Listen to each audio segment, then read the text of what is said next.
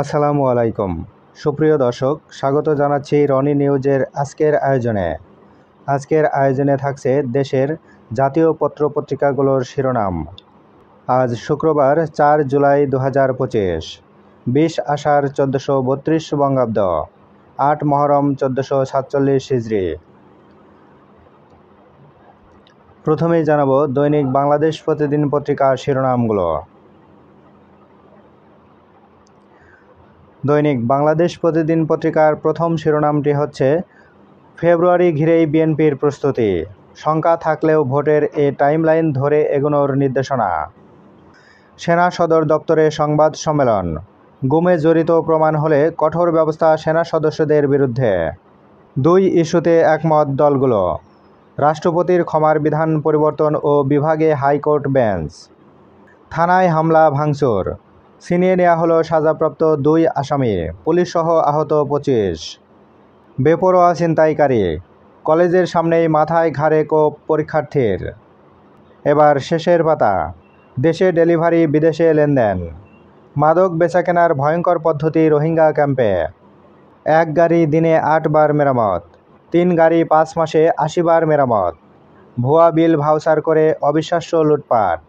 নারী পাচারে টোপ ভালো চাকরি, ভারত মধ্যপ্রাচ্যের বিভিন্ন দেশে অনৈতিক কাজে বাধ্য করা হচ্ছে, জড়িত আন্তর্জাতিক মানব পাচার চক্র, টার্গেট ক্ষুদ্র নৃগোষ্ঠী নারী ও কিশোরীরা। ডেঙ্গুতে 1 জনের মৃত্যু, হাসপাতালে ভর্তি 358। এই ছিল দৈনিক বাংলাদেশ প্রতিদিন পত্রিকার আজকের প্রধান শিরোনামগুলো। এখন জানিয়ে দেব দৈনিক ইত্তেফাক পত্রিকার প্রধান শিরোনামগুলো। দৈনিক ইত্তেফাক পত্রিকার আজকের প্রধান শিরোনাম হচ্ছে, জাপানের বন্ধুত্ব ও অবদান বাংলাদেশ সবসময় মনে রাখবে, বললেন প্রধান উপদেষ্টা। এনবিআর নিয়ে কঠোর অবস্থানে সরকার, আরও 5 কর্মকর্তার বিষয়ে অনুসন্ধান করবে দুদক, বিব্রত সমঝোতায় যুক্ত থাকা ব্যবসায়ী নেতারা। মুরাদনগরে এবার পিটিয়ে কুপিয়ে মা ও 2 সন্তানকে হত্যা, বিভিন্ন সংগঠনের নিন্দা উদ্বেগ।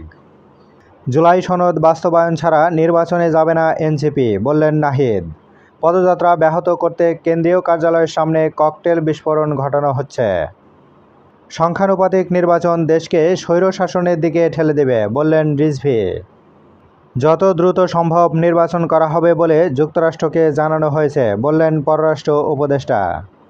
গুমের সঙ্গে সেনা সদস্যদের জড়িত থাকার প্রমাণ পেলে সেনাবাহিনী ব্যবস্থা নেবে, সেনা সদর। ভ্রাম্যমাণ আদালতে শাস্তির জের, পাটগ্রামে থানায় মামলা ভাঙচুর, পুলিশসহ আহত 30।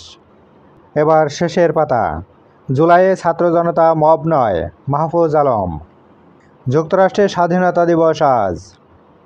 গাজায় ইসরায়েলি হামলায় আরও 118 জনের মৃত্যু, গাজার 80% ইসরায়েলের দখলে, জাতিসংঘ। ঐকমত্য কমিশনের সঙ্গে বৈঠক, বিভাগীয় শহরে হাইকোর্টের স্থায়ী বেঞ্চ নিয়ে ঐকমত্য, সংলাপে বড় অগ্রগতি, দলগুলোকে ধন্যবাদ, বললেন আলী রিয়াজ। আমরাও চাই জাতীয় সনদ দ্রুত হোক, বললেন সালাউদ্দিন। বান্দরবানে সেনা অভিযানে কেএনএফের কমান্ডার সহ নিহত 2, অস্ত্র ও গুলি উদ্ধার। কংগ্রেসে বড় জয় ট্রাম্পের, বিগ বিউটিফুল বিল পাস। প্রতিনিধি পরিষদে বক্তৃতায় রেকর্ড ডেমোক্র্যাট কংগ্রেসম্যান হাকিম জেফ্রিসের। এই ছিল আজকের দৈনিক ইত্তেফাক পত্রিকার প্রধান শিরোনামগুলো। প্রতিদিন জাতীয় দৈনিক পত্রিকাগুলোর শিরোনাম জানতে আমাদের চ্যানেলটিকে সাবস্ক্রাইব করে চ্যানেলের পাশেই থাকুন। ধন্যবাদ।